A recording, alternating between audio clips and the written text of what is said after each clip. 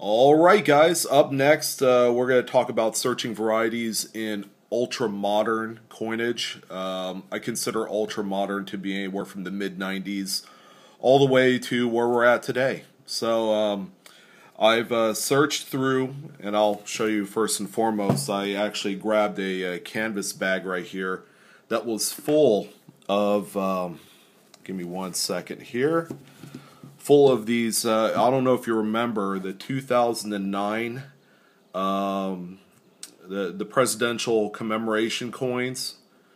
They kind of look like that. That's, what is that one called? The presidency version of this. So there was a whole bunch of them. I grabbed this from the bank. A young kid actually dropped a whole bunch of these off that used to collect them.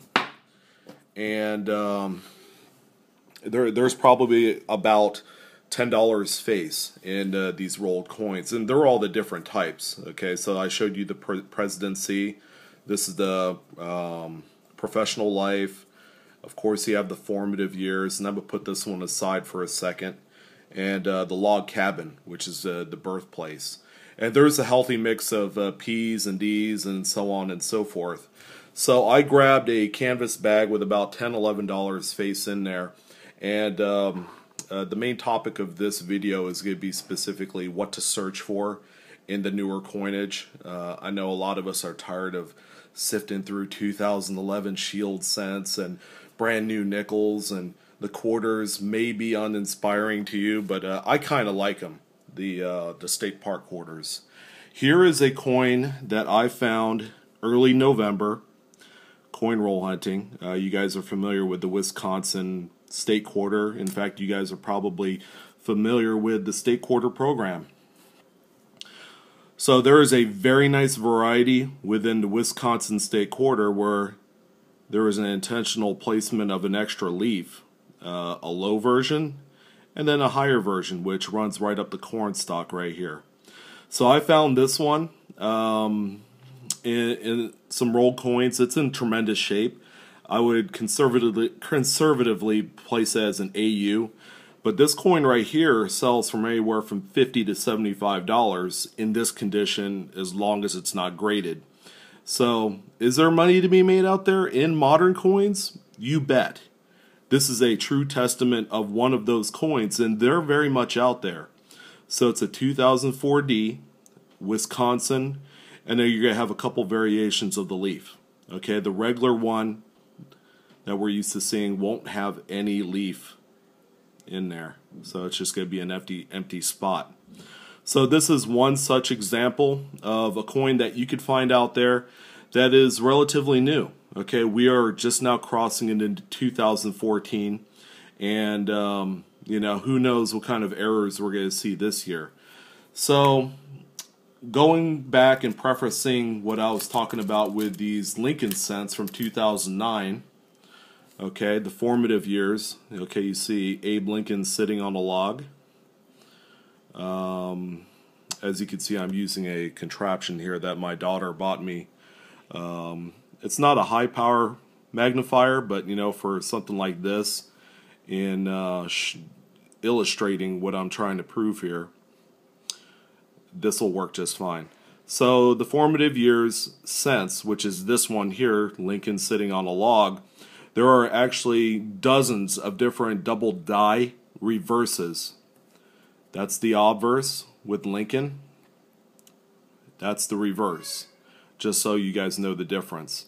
So there are varieties where you have multiple thumbs and fingers on the left hand of Lincoln that have been impressed upon these planchets, and there's a different number of double die variations. So I went through 3 rolls. Okay, I actually put the empties back in here. They're probably going to go right back to the bank. It's still open on whether or not I'm actually going to save those. But I found 30 of the double die reverse varieties number 2. There's actually an extra thumb, and you know, I'm sorry, I'm not going to be able to get in close enough or get this thing focused so you can see. Maybe if the light hits it just right. Okay. Yeah, it's going to be tough. Real tough. Yeah. One day I might have a microscope and you'll be able to see something like this. But the main picture that I'm going to use for this video will be that variety, so you'll see a blown up version of that variety and you'll get an idea of what it's supposed to look like. So I found 30 of those. I already have a buyer for all 30. He's going to buy them for me for $2.50 a piece. So I'd say all in all, not a bad haul. I'll probably end up taking the leftover rolls and selling them on eBay. I think I could get probably triple, quadruple face value for these because people are looking for them. But that's a little bit of a brief video tutorial on collecting moderns and finding those varieties. They're out there. There's new varieties coming out every day. Some of you that specialize in the golden dollars with the presidents on them. There are missing edge lettering varieties. There's varieties that have inverted edge lettering. So it's a new market out there and people want these coins. So that wraps up collecting moderns and finding varieties. Not so much collecting moderns, but finding the varieties. They're out there. You know, if you guys have any questions, go ahead and shoot them my way. And I'll get back to you as soon as I can. All right. Stay tuned for the next one.